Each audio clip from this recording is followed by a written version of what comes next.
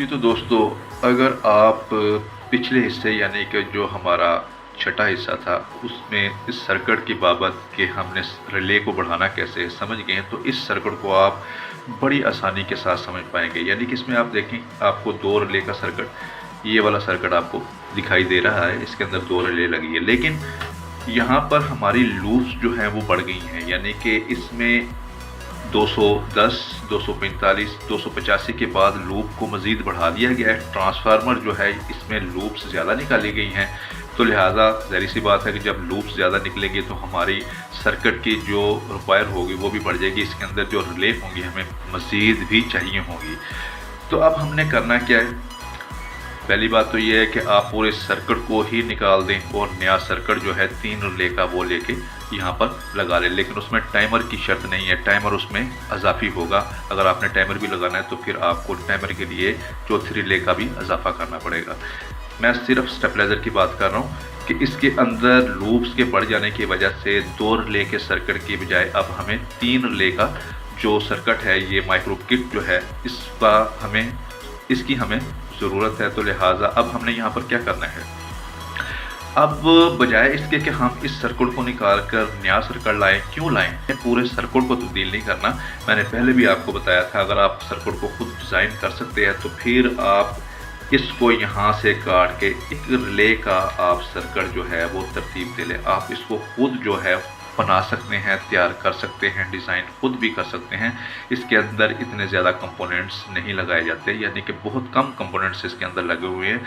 यहाँ पर मैं आपको बताऊँ, अगर इसी को आपने 2 रिले में लेकर आना तो यहाँ पर भी आप देख सकते हैं कि ये 4 रिले है। अगर आप इसको सेंटर से काट देते हैं तो ये 2 रिले वाला यानी कि यही वाला सर्किट जो है ये बन जाएगा। कोई अगर ज़रूरत जो है वो 4 रिले के सर्किट की है यानी माइक्रो किट की है, तो फिर आपको ये 4 रिले की सर्किट के ही कंपोनेंट्स इसके अंदर लगाने होंगे और तैयार करके आप अपनी ट्रांसफार्मर के साथ इसको लगा सकते हैं। जैसा कि अभी मैंने आपको बताया कि छठे पार्ट में मैंने बड़ी तफसील के साथ रिले को बढ़ाने का आपको तरीकाकार बता दिया हुआ है। तो यहाँ पर आप देखें कि एक सिंगल रिले का जो सर्किट है वो यहाँ पर साथ इसके अटैच कर दिया, क्योंकि हमें ज़रूरत थी 3 रिले की। तो अगर आप पिछले कनेक्शनों को देखें, या आपको स्क्रीन के ऊपर दिखाई भी दे रहे होंगे, तो बड़ी आसानी के साथ आप यहाँ पर इन कनेक्शनों को समझ सकते हैं।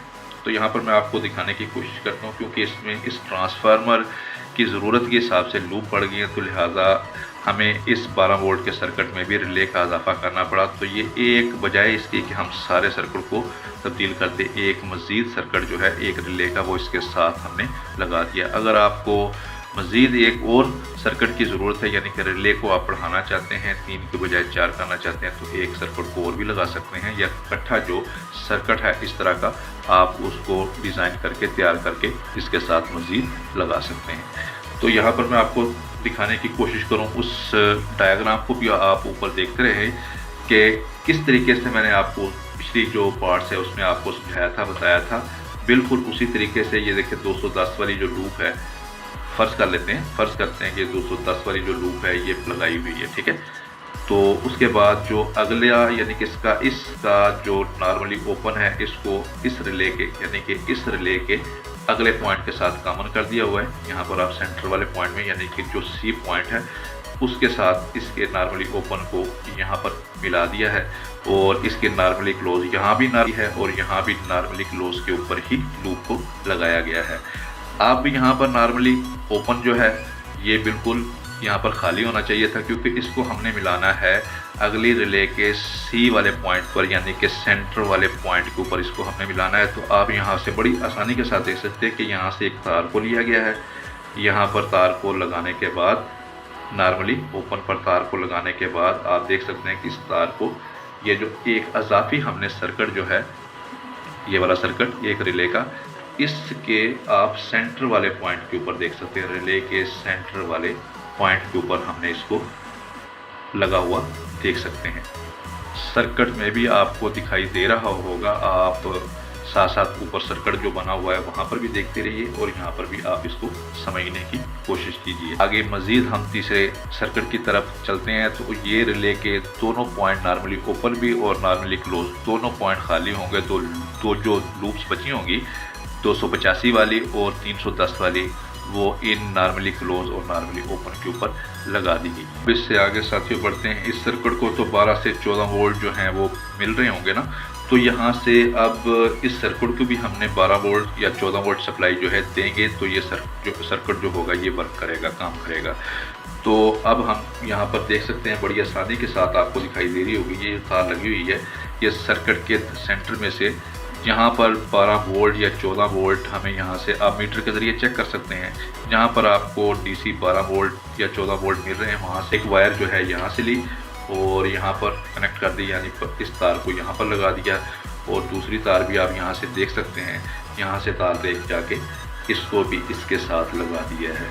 अगर आपको यहाँ से 12 वोल्ट की समझ ना आ रही हो तो बहुत ही इसका भी आसान सा तरीका है। आप बड़े कैपेसिटर को देख लीजिए, ये दो आपको जो कैपेसिटर लगे हुए दिखाई दे रहे हैं, इनमें से एक जो है उसके ऊपर साइन बना हुआ है ये माइनस का, ये आपको माइनस का साइन इसके ऊपर दिखाई दे रहा है।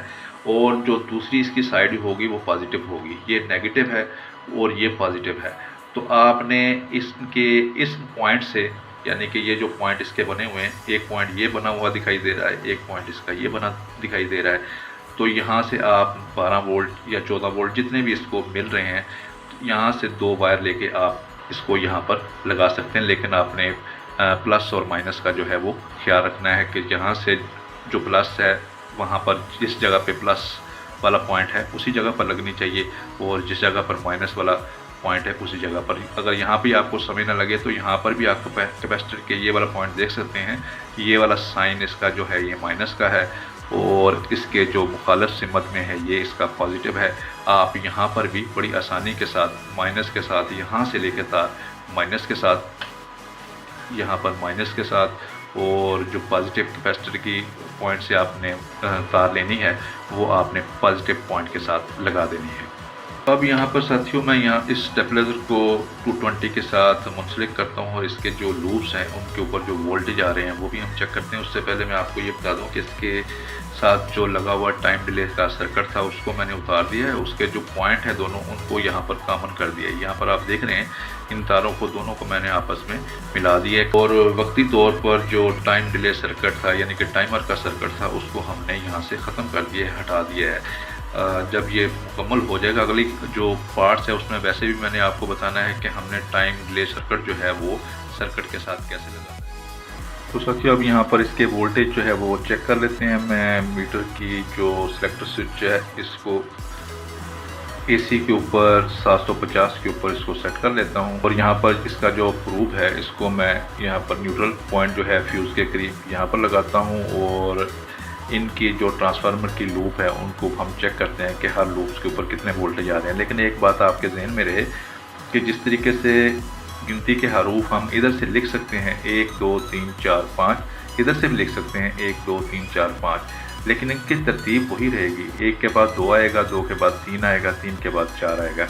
बिल्कुल इसी तरीके से यहाँ पर जो तरतीब होगी रिले मुख्तलिफ़ तरीके से लगाई जा सकती है, यानी कि ये रिले इधर से भी ये पॉइंट शुरू हो सकते हैं, इधर से भी शुरू हो सकते हैं, लेकिन उनकी तरतीब वही रहेगी कि आप इनकी लूप को जो पहले जिसके कम वोल्टेज आ रहे हैं जैसे 210 है, फिर 245 है, 285 है और 310 वगैरह, आप उस तरतीब को मद्देनज़र ज़रूर रखेंगे और उसी हिसाब से आप यहाँ पर इनके रिले के ऊपर उसके कनेक्शन करेंगे।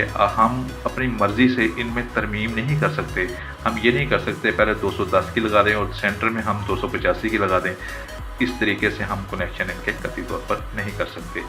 तो यहाँ पर मैं आपको दिखाने की कोशिश करता हूँ और यहाँ पर हम देखते हैं कि वोल्टेज जो है वो कितने हर लूप के ऊपर आ रहे हैं। तो यहाँ पर मैंने एक प्रूफ लगाई फ्यूज़ के ऊपर और रिले का जो पहला पॉइंट है। लेकिन यहाँ पर एक और बात भी आपके जहन में रही, इस सर्किट ने इस तरफ आना था तरतीब के हिसाब से, लेकिन क्योंकि इसकी जो तारें लगी हुई हैं वो छोटी हैं, इसको मैं इस तरफ नहीं ला सकता, तो लिहाजा मैंने फ़िलहाल इसको इसी तरफ रख लिया है।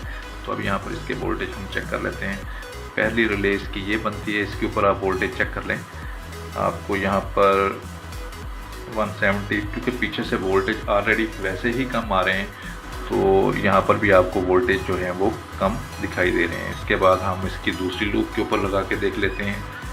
तो यहाँ पर मैं लगाता हूँ तो यहाँ पर आपको 200 तकरीबन 12 के करीब वोल्टेज जो है वो दिखाई दे रहे हैं। उसके बाद यहाँ पर हम तीसरी लूप के ऊपर लगा के देख लेते हैं। यहाँ पर आपको 240 के करीब वोल्टेज जो है वो मीटर के ऊपर दिखाई दे रहे हैं।